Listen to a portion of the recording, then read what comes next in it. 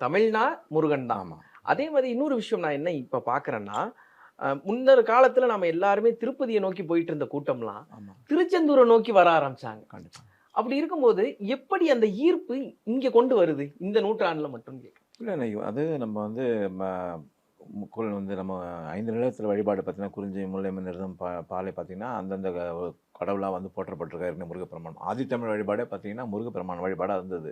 பல மதத்தாக்கள், நம்ம பிற மன்னரோட ஆட்சி முறைகள் வந்தப்புறம் தான் நெறைய மாற்றம்லாம் வந்தது. ஆனா, ஆதித்தமிழ் வழிபாடு, முருகன் வழிபாடு நெறைய பேருக்கு. இன்னும் கேட்டீங்கன்னா, நீங்க கேள்விப்பட்டிருப்பீங்க. நெறைய பேர் கேள்விப்படாத விஷயம். நெறைய பேர் குலதெய்வமே தெரியலனா கூட முருகப்பெருமான் வந்து குலதெய்வமா வணங்குற மரபெல்லாம் இப்ப பின்பற்ற ஓ! ஆரம்பிச்சிருக்காங்க. குலதெய்வம் யாருன்னு தெரியாது. தெரியாத ஆனா பட்சத்தில முருகப்பெருமான வச்சுக்குவாங்க. இப்ப இல்ல நெறைய பேர் நம்ம வந்து நெறைய நிகழ்வு போறோம் இல்லையா? நம்ம கோயில் நிகழ்ச்சி போம்போது நெறைய பேர் எங்களே கேட்கறாங்க. அவங்க முன்னோர்கள் வந்து சொல்லி வளர்த்துருக்கணும். நம்ம அடிக்கடி விஷயம் சொல்லுவோம்.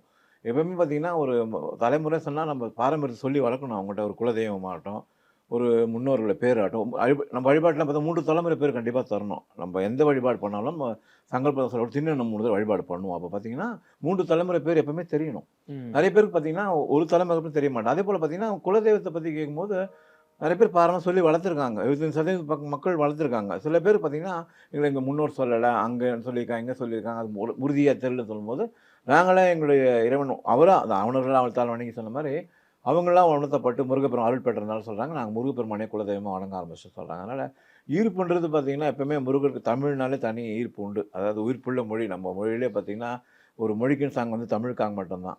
உலகத்திலேயே அந்த சங்கத்துக்கும் தலைவரா சிவபிரமணியம் வீட்டிலிருந்து 49 போல தமிழ் அறிஞ்சிருக்காங்க. எந்த மொழிக்கெல்லாம் சிறப்பு 300 புலவர்கள் இருந்திருக்காங்க.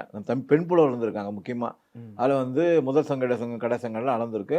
நம்ம வந்து இப்ப முருகப்பெருமானுடைய திருவருள் பெற்றவங்க, அடியார் பெருமக்கள், நம்ம நக்கீர பெருமான் திருமூலர் வருடா மாரி பல சான்றுகள் இருக்கு. அதுல வந்து மாற்று கருத்தே இல்ல. இப்ப வெளிநாட்டிலயும் பார்த்தீங்கன்னா, மலேசியாலாம் பார்த்தீங்கன்னா, நம்ம தைப்பூச திருவிழா வந்து இங்க நடந்து சிறப்பா நடக்குது. ம். புலம்பெயர்ந்தவங்க பார்த்தீங்கன்னா, அங்க போய் ரொம்ப முருகப்பெருமான் விழா பண்ணிட்டு இருக்காங்க. அதேபோல பத்துமலை முருகன் நம்ம காலைலாம் எழுப்பியிருக்காங்க.